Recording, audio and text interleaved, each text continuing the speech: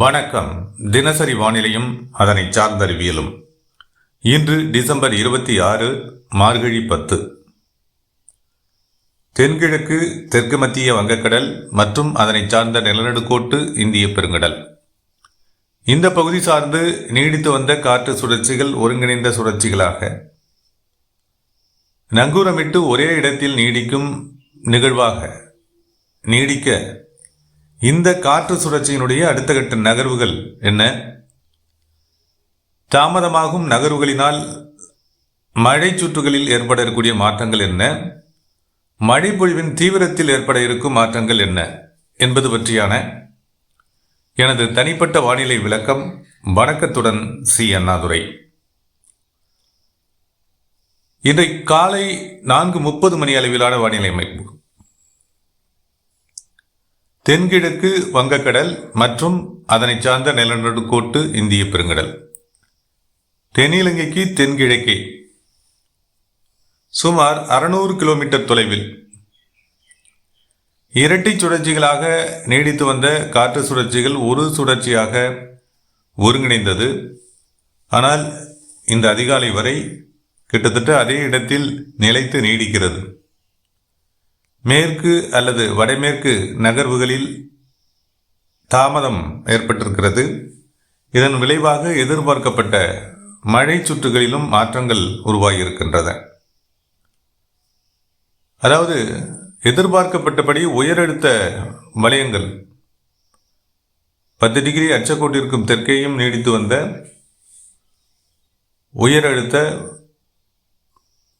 உயரழுத்தமானது தற்போது சற்றே வலு குறைந்திருக்கிறது. 1014 HPA முதல் 1016-18 வரை கூட 10 டிகிரியையும் தாண்டி தெற்கே 10 டிகிரி அச்சக்கோட்டிற்கும் தெற்கேயும் கிட்டத்தட்ட 5 டிகிரி அச்சக்கோடும் நெருக்கமாகவும் நீடித்தது உயரழுத்தம். தற்போது அது வலு குறைந்திருக்கிறது. 1014 HPA என்ற அளவில் பகல் மற்றும் இரவு நேரங்களில் கடல் வெப்பம் உயர்தலுக்கு ஏற்ப மாற்றமடைந்து வடக்கு நோக்கி நகர்வதும் தெற்கு நோக்கி நகர்வதுமாக நீடித்து கொண்டிருக்கிறது. இது காற்று சுழற்சிகளுடைய நகர்வுகளில் மாற்றங்களை ஏற்படுத்தும் வானிலை நிகழ்வாக இருக்கக்கூடும். நம்ம ஏற்கனவே எதிர்பார்த்தது தான். 25-26 தேதிக்கு மேல் உயரழுத்தங்களில் மாற்றங்கள் ஏற்படும் என எதிர்பார்த்தோம். இடைக்கால மாற்றங்கள் தொடர்ச்சியாக நீடிக்கும்னு சொல்ல முடியாது. ஒரு 3-4 தினங்கள், 5-6 தினங்கள் இவ்வாறான விளக்கங்கள் ஏற்படுவது இயல்பான விஷயம், இயல்பான நிகழ்வு, வானிலை நிகழ்வு. காரணம் என்னன்னா, வடகிழக்கு இந்திய மாநில பகுதிகளில் இருந்தோ அல்லது வட இந்திய பகுதிகளில் இருந்தோ குளிரலை நேரடியாக வடகிழக்கு குளிரலையுடன் இணைந்து தமிழக நிலப்பரப்பு நோக்கியோ அல்லது தெற்கு ஆந்திர பகுதிகள் நோக்கியோ கேரள மற்றும் வடக்கு கர்நாடக பகுதிகள் நோக்கியோ தற்போது அமையவில்லை. அதனுடைய நகர்வுகள் வடக்கு ஆந்திர பகுதிகளோடு விலகி மேற்கு நோக்கி விலகி விடுகிறது. இதன் காரணமாக குளிரலையில் சற்று வலு குறைந்திருக்கிறது, வேகம் குறைந்திருக்கிறது. கிழக்கு காற்றினுடைய வேகம் சற்று அதிகரித்திருக்கிறது. இதன் காரணமாக உயரழுத்தத்தில் விரிசல் ஏற்பட்டிருக்கிறது. எனவேதான் பனிப்பொழிவினுடைய தாக்கமும் தமிழகத்தில் இன்று முதல் சற்று குறையக்கூடும் அல்லது குறைந்து இருக்கும். இந்த அதிகாலை காலை நேரங்களில் இரவு நேரங்களில் குளிரினுடைய தாக்கம் சற்று குறைந்திருக்கலாம். அடுத்து வரக்கூடிய ஒரு 5 முதல் 7 நாட்களுக்கு இந்த நிலை நீடிக்கக்கூடும். இந்த நிலையில்தான் இந்த காற்று சுழற்சி நிலை பெற்று அங்கே நீடிக்கிறது. இது அடுத்து வரக்கூடிய மணி நேரங்களில் மெல்ல நகர்வினை மேற்கொள்ள இருக்கிறது. மேற்கு வடமேற்கில் சற்று வடமேற்கில் நகரக்கூடும். இதுவரை 5 டிகிரிக்கு தெற்கே நகர்த்தப்பட்டு வந்த சுழற்சிகள் தற்போது 5 டிகிரியும் தாண்டி தென்னிலங்கைக்கு நெருக்கமாக இந்த சுழற்சியினுடைய நகர்வுகள் அமையக்கூடும். குமரிக்கடலுக்கும் நெருக்கமாக மாலத்தீவு நோக்கி இந்த சுழற்சி மேற்கு சற்று வடமேற்கு, மேற்கு சற்று வடமேற்கு என மெல்ல நகர்வினை அடுத்த 48 மணி நேரங்களுக்கு இது மாலத்தீவு நோக்கி நகர்வினை இந்த சுழற்சி மேற்கொள்ளக்கூடும். நகர்வு இன்று பிற்பகலுக்கு பின்பே தொடங்கும். எனவே தமிழகத்தில் இன்று எதிர்பார்க்கப்பட்ட தூறல் சாரல் மழை பொழிவில் கூட கடலோர பகுதிகளில் அதிகபட்சமாக வாய்ப்புகள் குறையும். எனவே இன்று விவசாய பணிகள், அது மருந்து தெளித்தல், உரமிடுதல், கட்டுமான பணிகளை மேற்கொள்ளுதல் மற்றும் மழையினால் தடைபட்டிருக்கக்கூடிய சில முக்கியமான வேலைகளை செய்வதற்கு இன்றும் நாளையும் உகந்த நாளாக இருக்கலாம். இன்று அதற்கான உகந்த நாள், நாளை அது வானிலை மாற்றங்களை பொறுத்து நாம் தெரிவிக்கலாம். இன்று அந்த மாதிரியான பணிகளுக்கு உகந்த நாளாக இன்றைய நாள் அநேக கடலோர மாவட்டங்களுக்கும் டெல்டா மாவட்டங்களுக்கும் தென் மாவட்டங்களில் நீர் வடியவில்லை, இன்னமும் அந்த வெள்ள சேதங்கள் முழுமையாக நீங்காத நிலை உள்ளது. மற்ற மேற்கு மத்திய மாவட்டங்களிலேயும் இன்று மழைக்கான வாய்ப்புகள் குறைவு என்ற நிலையில் இன்று மழைக்கான வாய்ப்புகள் குறைகிறது. நாளையும் அதே நிலை நீடிக்கக்கூடும். நாளை 27, 28ஆம் தேதி இந்த காற்று சுழற்சியினுடைய நகர்வு தென்னிலங்கை நோக்கி நகர்ந்து வரக்கூடிய நிலையில் ஓரளவு கிழக்கு காற்று வடகிழக்கு காற்றுடன் இணைந்து கடலோர பகுதிகளில் தூறல் சாரல் மழைப்பொழிவை 28ஆம் தேதி காலை முதல் துவக்கக்கூடும். குறிப்பாக மயிலாடுதுறை, நாகப்பட்டினம், காரைக்கால் மற்றும் கடலூர் நாகப்பட்டினம், மயிலாடுதுறை, கடலூர் மாவட்டங்கள் சார்ந்த கடலோர பகுதிகளிலையும், காரைக்கால் பகுதிகளையும், திருவாரூர், தஞ்சாவூர் மாவட்டத்தினுடைய தெற்கு கடலோர பகுதிகளிலையும், புதுக்கோட்டை, ராமநாதபுரம் வரையிலான கடலோர பகுதிகளிலையும், கிழக்கு கடலோர பகுதிகளிலையும் ஆங்காங்கே மழைப்பொழிவிற்கான வாய்ப்புகள் 28ஆம் தேதி முதல் ஒரு சுற்று மழை சுற்று துவங்க இருக்கிறது. துவங்கலாம் என எதிர்பார்க்கப்படுகிறது. ஏன்னா வானிலையில் இப்போதைக்கு நிலைப்புத்தன்மை என்பது குறைவாக உள்ளது. எனவே சுழற்சி திடீரென வடமேற்கில் கூட நகர்ந்து விடக்கூடிய சூழல்லாம் இருக்குது. இலங்கையின் மீதே, தென் இலங்கையின் மீதே நகரக்கூடிய நிலை இருக்குது. இந்த நிலையில் இந்த மழை சுற்று எதிர்பார்க்கப்படுகிறது. 28ஆம் தேதி 29, 30 வரை ஒரு மழை சுற்று அமையும். அதாவது இந்த சுழற்சியானது தென்னிலங்கையை கடந்து அது மேற்கு நோக்கி செல்லலாம் என எதிர்பார்க்கப்படக்கூடிய நிலையில் 28லிருந்து 30 வரையில் ஒரு சுற்று மாலத்தீவை கடந்து செல்லும் நிலையில் மழை விளக்கம் ஏற்படும். அதே நேரத்தில் தென்கிழக்கு வங்கக்கடலில் மற்றொரு சுழற்சி ஏற்பட்டு அதுவும் மேற்கு வடமேற்கில் நகரக்கூடும், மெல்ல நகர்வினை மேற்கொள்ளக்கூடும். இந்த காலகட்டம் 28லேருந்து 30ஆம் தேதி வரை இந்த நிலை நீடிக்கும். 28 தென்னிலங்கையில் இந்த சுழற்சி, தற்போது நீடிக்கக்கூடிய சுழற்சி நகர்ந்து மாலத்தீவை நோக்கி நகரக்கூடும். 30ஆம் தேதி அது மாலத்தீவை கடந்து விடும் என எதிர்பார்க்கப்படுகிறது. அந்த நிலையில் மழை பொழிவு விளக்கம் ஏற்படும். அந்த இடத்துல தான் தென்கிழக்கு வங்கக்கடலில் மீண்டும் ஒரு சுழற்சி உருவாகுது. 30, 31 தேதிகளில் உருவாகலை. ஏற்கனவே அது தென்சீன கடல்லேருந்து உள்ளே வந்த சுழற்சி தான். 30, 31 தேதிகளில் மாலத்தீவை கடந்த சுழற்சியானது அரபிக்கடலை நோக்கி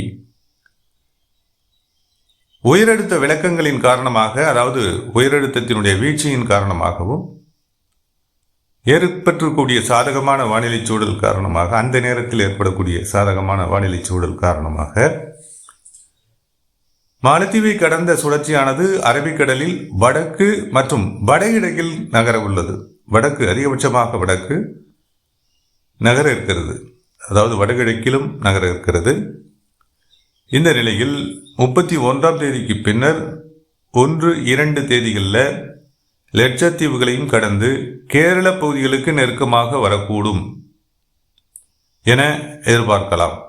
அந்த நேரத்தில் 2ஆம் தேதி அடுத்த சுற்று தீவிர சுற்றாக, தீவிர மழைப்பொழிவாக அது மேற்கு தொடர்ச்சி மலை மாவட்டங்களுக்கும் மேற்கு மாவட்டங்களில் சற்று கனமழை பொழிவையும் ஏற்படுத்தக்கூடும். குறிப்பாக கோவை, நீலகிரி, ஈரோடு இந்த மாவட்டங்கள் சார்ந்து சற்று வலுவான கனமழை பொழிவை ஏற்படுத்த வாய்ப்புகள் ஏற்படக்கூடும். அதே போல திருப்பூர், மாவட்டத்தின் மேற்கு பகுதிகளுக்கும் நல்ல கனமழை பொழிவிற்கு வாய்ப்பு இருக்கிறது. அதாவது 2, 3, 4 வரை.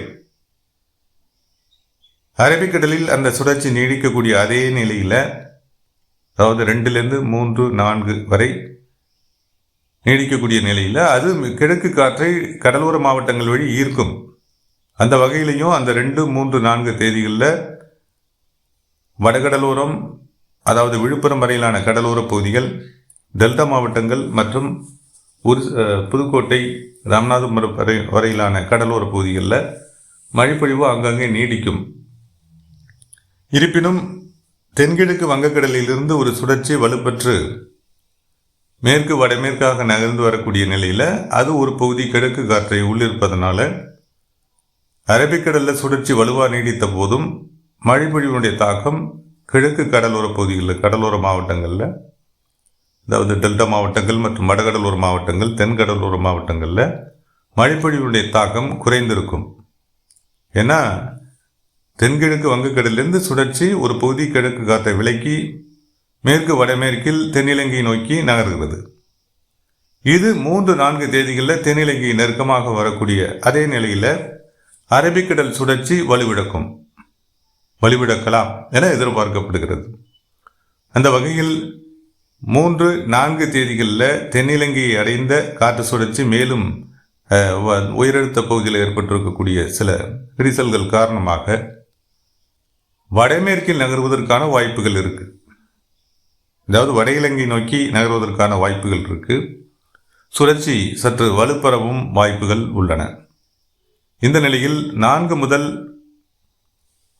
மழைப்பொழிவு வடகடலோர மாவட்டங்கள், அநேக டெல்டா மாவட்டங்கள் மற்றும் தென் கடலோர மாவட்டங்கள், தென் மாவட்டங்களிலும் மழைப்பொழிவை சற்று வலுவுடன் ஏற்படுத்தக்கூடும். எங்கன்னா டெல்டா மாவட்டங்கள்லையும் வடகடலோர மாவட்டங்கள்லையும், தென் கடலோர பகுதிகளில் புதுக்கோட்டை, ராமநாதபுரம், சிவகங்கை, திண்டுக்கல் இந்த மாவட்டங்கள் சார்ந்து சற்று வலுவான மழைப்பொழிவை ஏற்படுத்தக்கூடும். இந்த நேர்வில் தான் மேற்கு மத்திய மாவட்டங்களுக்கு, மேற்கு மாவட்டங்கள் ஏற்கனவே மழைப்பொழிவு நீடித்து கொண்டிருக்கிறது. மத்திய மாவட்டங்களுக்கும் திருச்சிராப்பள்ளி, பெரம்பலூர், அரியலூர் இந்த மாவட்டங்கள் சார்ந்தும், அதே போல் வட கடலோர மாவட்டங்கள் மற்றும் அதனை விழுப்புரம், செங்கல்பட்டு வரையிலான வட கடலோர மாவட்டங்கள் மற்றும் அதனை சார்ந்த உள் மாவட்டங்கள் திருவண்ணாமலை, கள்ளக்குறிச்சி இந்த மாவட்டங்களுக்கும் மழைப்பொழிவு நீட்சியடையக்கூடும். 4, 5, 6 இந்த தேதிகளில் 6, 7, 8 வரை நீடிக்கக்கூடும். மேலும் இந்த சுழற்சியினுடைய அடுத்த கட்ட வளர்ச்சி உற்று நோக்கப்பட வேண்டும். ஏன்னா தென்னிலங்கை அடைந்து அது வடமேற்காக நகரக்கூடிய நிலை இருக்கிறது. சற்று வலுப்பெற்ற நிகழ்வாக அது வட இலங்கை நெருங்கக்கூடிய நிலையில் முற்றிலும் மழைப்பொழிவினுடைய தாக்கம் வேறுபடும் அல்லது தீவிரமடையும். அதனுடைய பரப்பும் அதிகரிக்கும். வட இலங்கை நோக்கி சுழற்சி வலுப்பெற்ற நிகழ்வாக வரக்கூடிய நிலையில் 8ஆம் தேதிக்கு மேலேயும் மழைப்பொழிவு நீட்சி அடையக்கூடிய நிலை இருக்கலாம். என இந்த நிலை சுழற்சியினுடைய வலுப்பெறக்கூடிய நிலையை பொறுத்தும் நகர்வு வடமேற்கில் இருக்கும் என எதிர்பார்க்கக்கூடிய நிலையிலும் இவ்வாறான வாய்ப்புகள் எதிர்பார்க்கப்படுகிறது. எனவே மழை சுற்று என்பது இன்றைக்கான வானிலை அமைப்பில் இருந்து நாம் அறிய முடிவது, இன்றும் நாளையும் மழையில் பின்னடைவு, அதாவது மழை குறையும். கடலோர பகுதிகளிலேயும் நீடித்து வந்த அந்த தூறல் சாரலும் இன்று வாய்ப்பு இல்லை. நாளை மேலும் குறையும். நாளையும் இதே நிலைதான் நீடிக்கும். 28, 29, 30 கடலோர பகுதிகள், அதாவது நாகப்பட்டினம், திருவாரூர், தஞ்சாவூர் மற்றும் மயிலாடுதுறை, காரைக்கால், கடலூர் வரை கடலோர பகுதிகளில் மழை பொழிவு துவங்கும். தெற்க ராமநாதபுரம், புதுக்கோட்டை இந்த மாவட்டங்கள் கடலோர பகுதிகளுக்கு மழை பொழிவிற்கான வாய்ப்புகளும் மற்றும் இதனை சார்ந்த உள்பகுதிகளுக்கும் மழை நீட்சி அடையக்கூடிய வாய்ப்புகளும் 28, 29 இந்த தேதிகளில் இருக்கக்கூடும். அதற்கு பின்னால் 28, 29, 30 இந்த 3 தேதிகள். அது பின்னாடி நம்ம அடுத்த சுற்றா நம்ம எதிர்பார்க்கறது 2லேருந்து 8 வரையில். அது 2லேருந்து 4 மேற்கு தொடர்ச்சி மலை மாவட்டங்கள், மேற்கு மாவட்டங்கள். 4லேருந்து 8 அது வடகடலோர மாவட்டங்கள், டெல்டா மாவட்டங்கள், தென் கடலோர மாவட்டங்கள், தென் மாவட்டங்களும் இதில் உள்ளடங்கும். மேற்கு தொடர்ச்சி மலை மாவட்டங்களுக்கு தொடர்ந்து மழைப்பொழிவு அங்கங்கே நீடித்து கொண்டிருக்கும். இந்த நிலை தான் இன்றைக்கான வானிலை அமைப்பில் இருந்து நாம் வெளிப்படுத்தக்கூடிய வானிலை நிகழ்வாக அமைகிறது.